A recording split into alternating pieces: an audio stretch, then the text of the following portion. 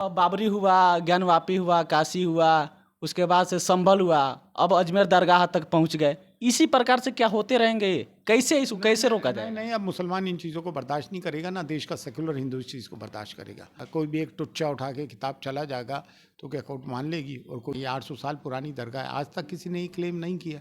और जिसने ये दावा किया है वो खुद उस पर बहुत सारे क्रिमिनल केसेस हैं। हमने एसपी को लेटर लिखा 1 अक्टूबर। नाज के तो सब धर्म के लोग आते हैं और इस्लाम का बहुत बड़ा मरकज़ है, तो यहाँ तो इंशाल्लाह कुछ होगा नहीं। यहाँ जिन्होंने भी बुरी नज़र रखी है उनकी बेड़े गर्क हुए हैं। हक मक्के मौजमा के लिए कह रहे हैं कि वहाँ गर्भ गिरे, इनकी बातें तो छोड़ दो, ये तो ताजमहल में गर्भ गिरे बता रहा है। 24 तारीख को संभल में सर्वे के दौरान वहाँ हिंसा हो जाती है। इस हिंसा की चर्चा पूरे देश में होती है। तब तक दूसरा खबर आता है कि अब अजमेर दरगाह में भी मंदिर है।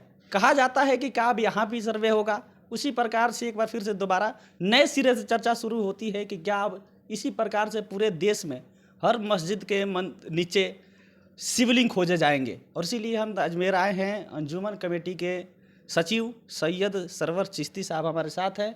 और पहला सवाल सरवर साहब यही कि जिस प्रकार से अजमेर दरगाह पे दावा किया गया कि यहाँ संकट मोचन मंदिर है, विष्णु गुप्ता ने दावा किया, उस पर याचिका एक्सेप्ट कर लिया गया और कहा गया कि क्या अब यहाँ सर्वे होगा। इसको कैसे देखते हैं? देखिए, ऐसा है, जिनको इन्होंने नोटिस इशू किया है, archaeological survey of India, ministry of minorities और दरगाह कमेटी, ये तीनों गवर्नमेंट बॉडी हैं जो कि पहले स्टेक होल्डर्स तो खादिम ख्वाजा हैं गरीब नवाज के, जो 800 साल से खिदमत कर रहे हैं, हमको नोटिस सर्व नहीं किया। दूसरी चीज़ ये है कि किताब के सारे कोई भी यहाँ पे कुछ कर देगा क्या? यहाँ हर मज़हब व मिलत के लोग आते हैं, राजा महाराजा, सलादीन वक्त, मुग़ल बादशाह सब आए। ये 800 साल पुरानी दरगाह है, आज तक किसी ने ये क्लेम नहीं किया। और जिसने ये दावा किया है वो खुद उस पर बहुत सारे क्रिमिनल केसेस हैं। हमने एसपी को लेटर लिखा 1 अक्टूबर को कि इस पर सारे क्रिमिनल केसेस चल रहे हैं।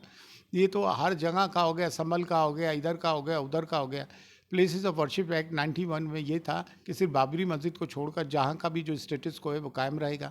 आज एक बड़ी खुशखबरी मिली है कि सुप्रीम कोर्ट ने लोअर कोर्ट के इन चीज़ों पे रोक लगा दी है, तो it's a very good news. और देखें, गरीब नवाज के तो सब धर्म के लोग आते हैं और इस्लाम का बहुत बड़ा मरकज़ है, तो यहाँ तो इंशाल्लाह कुछ होगा नहीं। हम इसमें पार्टी बनेंगे 110 में, देखते हैं क्या होता है, लेट्स सी। लेकिन जिस शारदा जी का किताब का वो हवाला दे रहे हैं, कह रहे हैं कि इसमें तथ्य हमारे पास मजबूत है और इस तथ्य के आधार पर सरकार को घोषित करना चाहिए इसको मंदिर।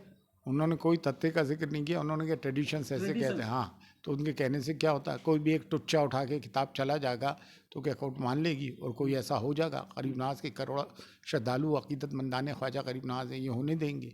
लेकिन एक माहौल ख़राब होता है, सांप्रदायिक सौहार्द बिगड़ता है। देश में वैसे ही बहुत सारी परेशानियाँ हैं, और जब तक खुदा में ख्वाजा गरीब नवाज है, ये अल्लाह के रसूल हज़रत मोहम्मद मुस्तफ़ा सल्लल्लाहु अलैहि वसल्लम के लाडले हुज़ूर गरीब नवाज हैं। यहाँ जिन्होंने भी बुरी नज़र रखी है उनकी बेड़े गर्क हुए हैं, तो यहाँ पे ऐसा कुछ भी नहीं होगा, इंशाल्लाह सब सही होगा। वो गर्भगृह का चर्चा कर रहे हैं, वहाँ पानी है और ये शिवलिंग मंदिर होता है या तो हक मक्के मौजमा के लिए कह रहे हैं कि वहाँ गर्भ गिरे, इनकी बातें तो छोड़ दो, ये तो ताजमहल में गर्भ गिरे बता रहा है। जबकि मोहन भागवत जी ने क्या है, हर मस्जिद में शिवलिंग तलाश मत करो, कुछ नहीं होना है, सब बेकार की बात है। ठीक है, लेकिन एक चीज़ है कि बाबरी हुआ, ज्ञानवापी हुआ, काशी हुआ, उसके बाद से संभल हुआ, अब अजमेर दरगाह तक पहुंच गए। इसी प्रकार से क्या होते रहेंगे? कैसे इसको कैसे रोका जाए? नहीं नहीं, अब मुसलमान इन चीज़ों को बर्दाश्त नहीं करेगा ना, देश का सेकुलर हिंदू इस चीज़ को बर्दाश्त करेगा। मैं समझता हूँ एपिक्स कोर्ट भी अब इसका संज्ञान लेगा, यानी कि सुप्रीम कोर्ट, और इंशाल्लाह ऐसी चीज़ें नहीं होंगी। Thank you, thanks a lot.